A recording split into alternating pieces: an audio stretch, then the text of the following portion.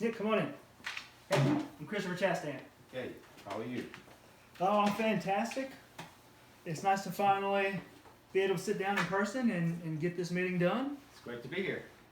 How was the drive over?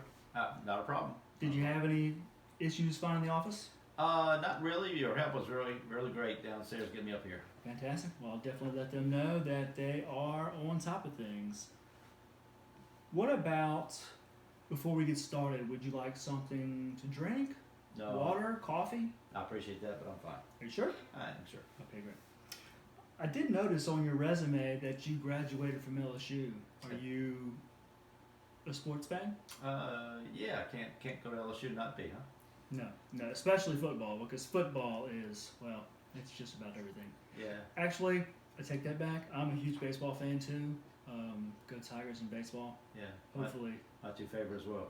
What about this upcoming football season? Are you getting excited, or you kind of holding the reins back because you're not sure if we're going to have a good team? Well, after last year, it's hard to tell. I'm hopeful. How's that? Look, around here, we tend to get a little overzealous, but they definitely have some talent. Yep, for sure. All right, well, as far as the interview goes, we're going to start off very generalized. We have a list of 10 questions, and then we're going to dive into the skill-based after we hit a couple of general questions. Well, that's good. Thank you. If you don't mind, I'm going to take some notes on my iPad during this interview. That way I don't forget anything. And, I don't mind at all. all right, fantastic. So why don't you tell me about yourself? Well, sure. I married. I have 3 kids. Have 1 grandchild. I've been in my current job for about 12 years now. Okay. Lived in That's a long time. Baton Rouge area for a long time. Most of my life, in fact. I was born in New Orleans, but I've lived here in Baton Rouge and at this area for about 45, 50 years now. Oh wow, that's a long time. Yeah. It's hard for me to imagine being so successful for such a long period of time, and then be able to build on that constantly year in year out. So you said you had 3 kids and 1 grandkid, so you must be a pretty good family man. Oh yeah, family's important. Well, that's fantastic to hear. A good group of family members as well. Well, I guess that's part of it, right? Most of them anyway. What is your greatest asset that you currently bring to your company? Well, I think that it's hard for me to say the greatest. I think that one of the best I can bring is experience. Mhm. You know, I've been in this profession for a long time, and I bring a good knowledge base. Also, I'm a hard worker, and I'm very goal oriented. So being goal oriented, being knowledgeable with what's going on in the industry, and then being very persistent in trying to get it done. I think those are the Absolutely. Yes. Being persistent, especially in this industry, is ideal because we constantly face with policy issues, or it doesn't matter. You're going to constantly face challenges, and you have to be able to push through them and find a way. And persistence is a key ingredient to being able to thrive ahead. I concur. Well, that's fantastic. How does your boss get you to do your best work? Another interesting question. Well, I tell you what, the best thing he does for me is be very clear on either the goal or the directions about what you need to do, and then move aside. You know, Let you do your work. Yeah, because micromanagement doesn't really work for me. You know, if you're clear in the beginning and I'm clear about the goal, and however, he needs to be available in case I have some questions. That's always the case. So clear, goal oriented, and then being available, but then get out my way. Right, Probably right. the Yeah. best way to do it. Only available when you need him. Correct. Kind of like a coach on the sidelines. You just want him there for guidance. If you need him, you don't need him yelling down the back of your neck That's because you're very capable of getting the job done. Sure. All right. Well, that's That's a fantastic answer. Another good answer.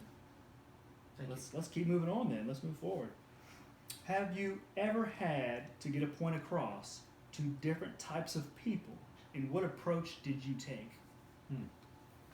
Well, actually, I had a situation not too long ago. We had a project we had to work on. Two people that were involved with myself. One was very much knowledgeable of the situation, very confident. Okay. The other was relatively new, not very confident at all, Sure. a bit intimidated, not happy to be there. The other was kind of gung-ho. So what I try to do is start with some common ground, find something that they were agreeing about, you know, maybe even not something about the project itself, but somewhere we can at least come together. Then after we get that established and we felt that there was some rapport, talked about some common things, maybe not even totally related to the project, but common things that I felt that we could all get on the same page. Then after that, we moved towards a common goal. So I went forward to find what we need to accomplish, Sure. and then between that, we tried to make things work. Right. So basically, you wanted to establish a goal that you agreed upon, and that have good communication throughout. Even though they came from different places, that's correct. That's communication is so key And so difficult. and very, very difficult, especially just like the question alludes, when you have different people who understand things at different levels, different paces, then it takes extra steps at some points. Sure. The fact that you were able to go to those lengths to get the job done, the communication aspect, it's very, it sheds a lot of light on what you're willing to do in order to get the job done, because it's not just going through the motions. Sure. Sometimes you have to make those extra efforts in order to communicate effectively and efficiently. Sure. So, have you ever recognized a problem or opportunity before anyone else, and then what did you do about it? Really insightful questions. Thank you. Yeah, I think particularly an opportunity, you know, because I have a lot of background in this industry and I've had a lot of experience, sometimes there's things that I can pick up quicker than maybe some who are less experienced or perhaps don't have the same knowledge base I do. If I do find something like that, however, and in a group particularly, I don't think, at least it wouldn't be my strategy to say, hey, look, I've got this better idea. I would try and introduce it to the group as a group idea, perhaps use the words we or let's us. Mm-hmm. Something that would be, and not just say, I found a better idea, don't use I at all, and try and integrate it to the group in a way that everybody feels comfortable with that idea and Right. it's part of their own. Right, that's the fact that you were using the we and let us, because we're huge on the team environment. We like people to work as a team. Yes, we want individuals to have ideas to contribute to the team, but ultimately we want it to be a team. We're not looking for one superstar to rise above the rest and to shine brighter than everyone else. We want everyone to be able to put in equal efforts and to be able to accomplish the ultimate goal. However, it does take someone with the idea to include it in the group and to be still a team effort. Teams are a key to success. I agree, absolutely. Are you sure you're okay? You don't need anything to drink? I'm fine. Doing all right? Okay, great. All right. Have you ever found an error in your own work, and how did it happen? And what did you do about it? Well, the answer Which to is a that, difficult question. but it's a yes. It's pretty much easy yes. I don't think you can do enough that you don't make an error. Right. At some point in time, it's going to happen. It surely is. Well, first off, I think if you make an error, you got to fess up to it and not hide it, because quite frankly, it'll come back to haunt you later. Mm-hmm. So yes, I can say there's several situations that I could name. Not a ton, but certainly there's a few that I could name that are errors. Once I identify the error, I immediately went to the people that it might affect. Or if there was some work being done downstream from my work, I want to make sure that they were aware there was an error. case in point, there was a calculation that I was passing on part of a paper actually, and I picked up the wrong formula. I inadvertently did. So that was going to create a problem down the road. Sure. So I went and talked to them. Of course, I brought the corrected piece to them, and I let them fix it. So we went forward. And then, I think it's important that we have an open environment so that when errors are made, that people realize that's human and that we just need to move forward. Right, absolutely. The best thing you can do when you realize you have an error is to try and mitigate those damages, Surely. make the changes, and then move on. Like you said, we are all human. Excuse me. See, I just made an error right there. But when we make those errors, we need to make the necessary changes and not point fingers elsewhere. We need to go ahead and get it done. Right. Because the other people it may affect, especially in our industry, we don't want greater harm to come to someone else because of our mistakes. And it's fessed up to it. Oh, absolutely. Yeah. Especially whenever you're in a conducive environment for being able to speak up and say, Sure. hey, I messed up, and not to have repercussions Right. Great. that are so extreme that you want to try and cover it up. Right. Especially here in our environment, if someone makes a mistake, we try to make the best of it. We try and turn a negative into a positive and make it the best that we can.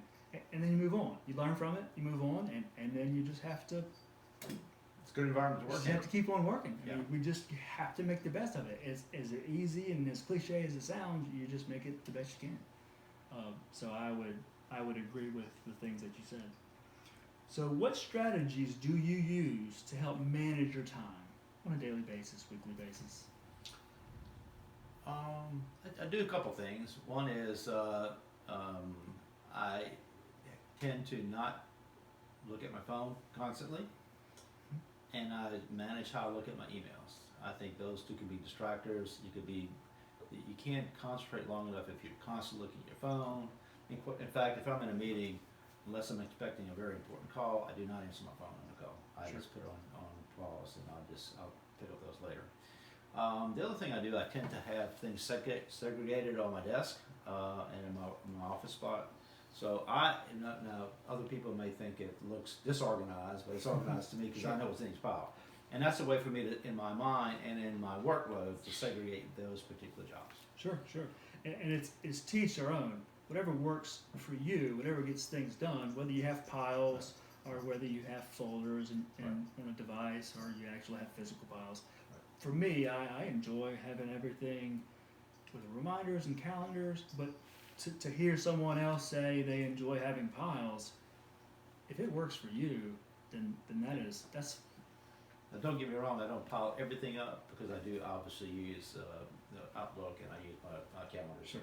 But there are certain things, particularly if I'm working on several projects at the same time, that I keep them in the same area. as long as you're staying organized, that is fine by me. How did you gain the technical knowledge you need to do your job? Well, after graduating, I entered this field, and quite a lot of knowledge is built over time, quite frankly. So experience. Yeah, but I probably learned as much from my errors as I have from my successes. Sure. I attend a lot of seminars. I think it's important to, particularly in the industry, it changes as much as ours does. I think it's important to continue to keep updated, so I go to as many seminars as I possibly can and see released. The other thing is that I tend to read a lot. Again, trying to keep track of what's the latest. And I try to read in a variety of different magazines, books, publications. Because quite frankly, being vented just to one particular information source may really narrow your field. Sure. So I tend to try and read in a diverse sort of way. Yeah, that's a great point because you don't want to have the blinders on Exactly. and be focused only on one source. If you expand your horizons and read from in different avenues, you're able to get different aspects Right. for one particular item or another. I agree. So to kind of follow up on that, do you feel as though when you go to these seminars, you're learning from someone who has already achieved the success in the industry, or is it that maybe they have certain ways of doing it? How would you put that, the seminars, as you go to them? What do you look to achieve as you attend the seminars? Well, there's just like in reading literature, there's some better seminars than others. Some more, particularly those that are more geared to the specifics as more detail. Sure. And I think there's a little of both. Quite frankly, if we have a really detailed presenter that's talking about really specific item, whereas you have someone who may be more visionary, talking Okay. about the broad things. So I'll try and blend those, and a lot of the seminars today that you go to, particularly in the association, they do have a little of both, so you can get best of both worlds. Sure. Which is always good, because again, then you're getting from every different angle, and you're not just using one source for sure. that amount of information. So, what are some of the most important documents? I know you mentioned some documents you wrote earlier, and you can allude on those if you want, or expand on those. Or if there's another document, you can bring up any other, whatever you suit. But what are some of the most important documents you have written, and what kinds of problems did you have writing them, and what kind of reception did these papers receive? Yeah, one I wrote some time ago, but it was important because it was kind of a real big deal for us, because it was over $1 million worth of revenue for our company, if in fact we got this changed, made to a contract we had with a large vendor. Actually, we had already been turned down once, just in a verbal conversation. So writing it I know was crucial. Okay. So I'm very analytical. So Which is good. I want to I appreciate that. I want to look up statistics that supported our position, and then from there, I also drew the conclusions that where even I couldn't prove things statistically completely, that I showed that there was a quality value for us to be able to do this particular project in this particular way, and eventually, quite frankly, it worked. So I was really happy about that Well, project. that result that you got, sure, that makes me happy in the setting we're in, but it's being able to effectively write those papers and communicate on a different level. Obviously, verbal is what we're doing here, but before via email, the emails we exchanged, those were all written. So having that, the ability to effectively communicate on a written. Yeah. And in today's environment, you really have to rely on writing more than in verbal. Correct. There's not a whole lot of this going on. If we were, sometimes it would be virtual. But so far we've communicated a little bit on via phone, text message, and then email. Sure. So of course we've had a variety, but for the most part, we are using that verbal and written communication. So to have those both is important. I wouldn't want anyone to miss out on either, because in this industry, as you know, we do a lot of talking face to face. I mean, so you still have to be able to do the face to face stuff. Sure. Which I love. So Yeah, I think it's that's good my for me. preference. So this is number 10. So this is your final question. Okay. Hopefully I'm not grilling you too Haven't hard. mentioned that. Okay. Tell me about an instance from your previous job when you had to rely on verbal information, so we're back to the verbal, from someone else to get the job done, and did you get the job done completed as expected? Interesting question again. Well, as I mentioned before, I'm very analytical, so having a written order would be a lot easier for me than verbal. However, I realize that's not always practical, or is it even something that happens a lot. So what I would do if someone would give me something verbally, I'd ask them to repeat it and to be clear, and I ask a few questions, because usually if I ask the right questions, I can clarify what I'm looking for. So being clear, ask the person to be clear, ask to be very specific, and then allow me to ask enough questions would be the approach I would use if somebody has, particularly something that would be detailed. That's a very good system you have, because a lot of times how I receive a verbal communication, let's say it's from you or from anyone else, it may differ. So being able to double check, this is what I heard this from you, is this correct? Right.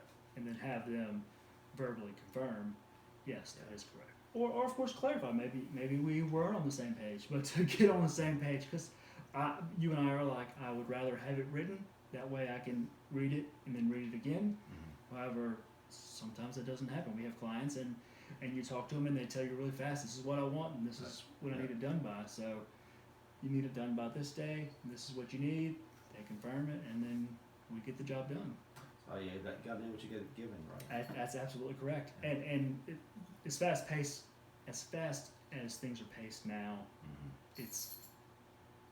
it's very critical that we stop to take the time to get those verbal communications correctly. I agree. Well, that's fantastic. We covered all 10 questions. We didn't have any hiccups there. Is there anything you would like to add that we have not covered? No, you really did a thorough job in asking the questions and giving me the information about the company. I'm very impressed. Do you have any questions for me? No, not at this time. Okay, that's great. You did a good job with getting me to this point. Appreciate that. That I appreciate you taking the time to meet with me. I will be in contact with you next week on Monday morning. Okay. The next step would be a second interview Mhm. with myself and 2 other executives.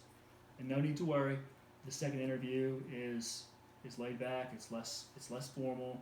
That way you can be relaxed and comfortable. So there's nothing to worry about there. Great. Well, I should be available Monday. In the meantime, thank you for taking the time. Thank you for coming here to meet me. And I will be in contact with you. It was great meeting you. Appreciate you